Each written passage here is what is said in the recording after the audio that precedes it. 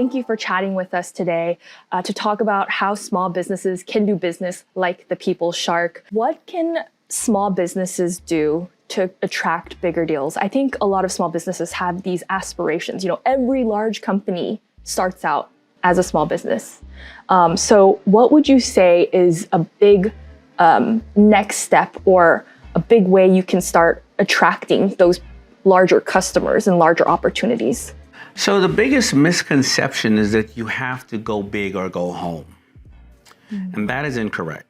So small businesses, they have to take affordable steps, number one. Number two is maximize what you have at hand. All right, so I'll give you an example. For the first 4 years, I had 8 stores in New York City. Now, I wanted to get into larger accounts, but what I knew was that I can either go to 100 stores across the country and kind of be fragmented. California may not be, they don't have strong winters, this and that. My product won't be moving as much. Or can I maximize my 8 stores? So if I was selling 10 shirts in one store per week, how can I get up to 14 shirts? 18 shirts, right?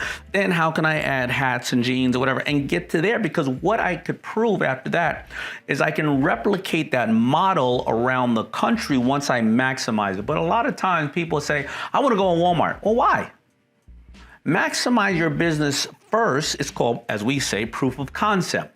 You can go on Shark Tank and say, well, can I get $1 million deal if I only sold $50 worth of stuff? Well, if you opened up your trunk outside the mall and you sold $50 worth of stuff for $1 a piece and those little spinners for $5 a piece and you sold that in 10 minutes, you have $1 million offer coming to you. If you sold $10 million worth of stuff over 10 years and you still have another $20 million in funky inventory, you have a $2 offer coming to you. It's all about maximizing that business you have and then being able to replicate it. So you can replicate it from a licensing standpoint, you can replicate it from a franchise standpoint, or deal with a manufacturer, but it's all about mastering what you're doing on a very small level and then reproducing it when the time comes. It sounds like your advice is kind of like, don't scale before you're ready, meaning get the basics locked down, their foundation locked down, because the moment if you don't have those operational efficiencies and you scale too quickly, those inefficiencies are just going to be magnified, right? Money can often just highlight your weaknesses. If you have a weak conversion campaign, well, buying more of the campaign is not going to increase your conversion. All right, if you have inferior product, well, then buy more of it because you want to get the margins down. Well, now you got $2 million worth of inferior merchandise being returned to you.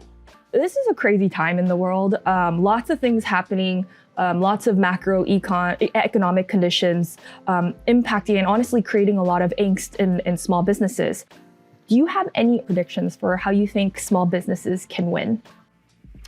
Well, listen, there's only things, small businesses can only do a couple of things that are key to winning. They have to be agile. These other big companies cannot move a massive battleship in the period of time that is needed. And what makes you agile? Again, we're going back to communication with your customer, making smart decisions, making them though. Remember, you act, you learn, and then you repeat. Do not make big decisions in uncertain time. It's not more this time about how you scale the business. It's all about how during these lean time you get lean and mean. And remember though, what are you in business for?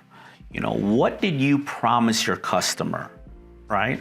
FUBU wasn't in business to put 3 sleeves on a shirt or, make something, I gotta tell you, no disrespect to what I've done, but I ain't no couture designer. It ain't that hard to slap a big old 05 or a FUBU on a shirt, right? I'll let Tom Ford and all those people, design the most amazing things. I sold them a different community for a different reason, and I was core at that. I was consulting a gym owner who during the COVID felt that, he only sold real estate and sold memberships. No, he sold memberships to a healthy lifestyle. So instead, he sent the machines over to everybody's house and also found local stores that couldn't move their goods because they were closed and said, market to my 2,000 members, give them 25% off, give me 10% off, and you're going to market healthy clothing, meaning, Lululemon type of stuff. He did the same thing with a chef delivery service and a fresh juice service. He has 4,000 members now because they are part of a healthy lifestyle community. They weren't renting space and using machines. You got to go to the core of what you are selling and what the people want from you. And that's the important part. Sometimes we get a little bit too lost. Yeah, I got lost sometimes and I was like, yeah, FUBU, we're the best designers ever. No, it didn't work out. But once I went back to community, I doubled down and it rewarded me. And that's why we're still here, 30 years later. It's something that I think a lot of small business owners, I wanted to dawn on them what you just said. It's not 100% always about your product. It's about what's wrapped around it. What are you bringing in terms of an experience, a community, a purpose? And that's what can set you apart. The other thing that you mentioned is small businesses have an advantage. They can be agile. They can adapt quickly. But you also gave a very important cautionary advice, which is don't do big moves. Look at optimizing, fine tuning, and really honing in the foundation of where you're at today, right? So that's a really powerful, clear call to action. I love it. All right, so last question. Why is it still a good time to be growing a small business?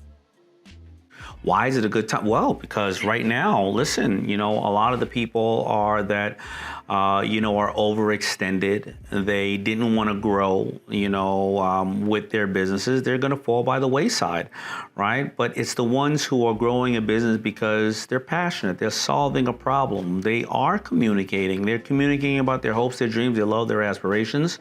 And they are, as you and I said, they're a little vulnerable, right? They like to say, hey, I make the best this. Anybody else do anything else that can assist me, but I want to make sure that I make the best this. When you walk into a room, you see this whole theory that, you walk into a room and entrepreneurs are visionaries and they're perfect and all. No, they're not. An entrepreneur is not a visionary. An entrepreneur is somebody who wakes up today and does the best they can do for their customer today and wakes up tomorrow and does a better job for their customer tomorrow. And who's your customer? Your customer is your staff. Your customer is your customer. Your customer is the bank. Your customer is everybody. And that person turns around in 15 years and they have a massive business. The entrepreneurs who are tough, no, they're not. If you walk into a room and you are like, oh, I don't need anybody, well, then nobody will help. Right? But if you walk into a room, you're like, I know this. I'm confident about this. You know other things that we can work together. It's called collaborations. Nike and Apple collaborate. Everybody collaborates because they both bring something to the table.